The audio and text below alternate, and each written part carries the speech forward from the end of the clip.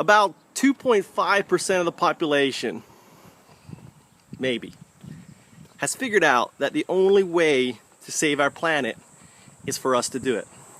What I'm doing is talking about the permaculture, the organic farmers, the sustainable industries out there, or whether it is, natural or organic pools or ponds, or growing your own fish, or even the survivalists out there. The simple fact is, there's a lot of us out there in the world, and when I say 2.5%, I'm talking about the global population, not the US population, that are actually consciously trying to save our planet. The problem is we're all independent, we're all isolated, we're all doing our own little thing. And there's no unifying theme to bring us together. Well, I've created that unifying theme. It's called the foundup. And whether you're making a video, a documentary, whether you're reporting on pesticides, on Monsanto, whether you're organizing marches, whatever it is that you're doing, if that activity is directly related to A, saving the planet, and B, its living systems, and you're willing to, in an honor system, right, to reinvest 80% of your net profits in leveling up or launching more foundups, right? So you can think of, you can scale up your foundup work, right? Scaling up, or investing in supporting others' foundups, like mine, like David's, and the thousands of others that are out there, but don't know they're foundups. The key is the second part, is reinvesting 80% of our net profits in launching or leveling up our current foundups. Because ultimately, there is no framework right now for saving our planet. There is independent projects, and we have to turn those independent projects into a movement. Think of it as the foundup movement. There's the permaculture movement, which deals with permaculture. There's the organic food movement, deals with organic food. Foundups basically brings all of our efforts together under one movement, under one initiative. And what's great about foundups is anyone can launch a foundup. Number two, they're individual driven. So you don't have to worry about, oh, do I need to get public support? Do I need to get, the support of a nonprofit? Or do I need to get some investor to give me money? No, just start doing them. And you start small, like I've done with doing like a permaculture initiative in a preschool, like doing talks like I'm doing right now.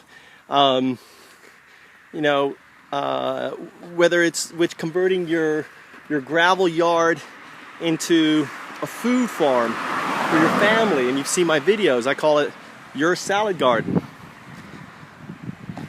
There are so many different things that we can do as individuals that, yes, we can pay for them ourselves, but a better solution is to inspire others to participate in what you're doing, in being part of what you're doing, in funding what you're doing with as little as $1.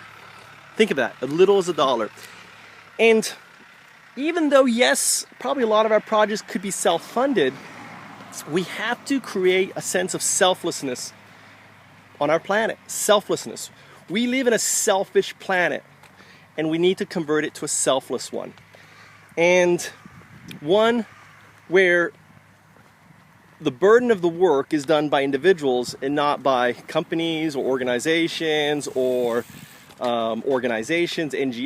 NPOs, because they have had over 60 years to fix starvation, right? Hunger. They've had over 60 years to basically address climate change, to address pollution, to address all these different things. And the simple fact is they have failed. The United Ways, all these organizations out there have failed. The president has failed. Our government has failed. And it's time for us to step up and to do the work ourselves. And the way to do that is simply by launching a foundup. on a never-ending crowdfunding solution that I'm using right now, with the goal that once I reach a certain threshold, we're going to roll out our own platform called playfoundups that I've been discussing now for years. But I don't have the money, I don't have the investors. I'm just a poor, part-time English teacher living in rural Japan, raising my kids, living a sustainable life. That means, I don't have money, unfortunately. So, but what I can do is inspire you to model your life after mine, and with the commitment that if you support my foundups, I'll support your foundup. So together we can support each other. And this isn't a wash, because you have to understand, probably less than 20% of the people are going to do foundups. 80% of the funding is going to come outside of those 20%. Is my belief, okay? Because people follow people, not ideas. So when you follow me and invest in me, guess what? Your friends and other friends, oh, you know what? I'm giving to my friend here, I'm going to also give to Mike. And the same thing comes for me. My friends who support me, all of a sudden I'm going to encourage them to support you, because you're doing foundups also.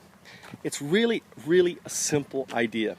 We create an international movement of folks supporting one another's activities in saving the planet.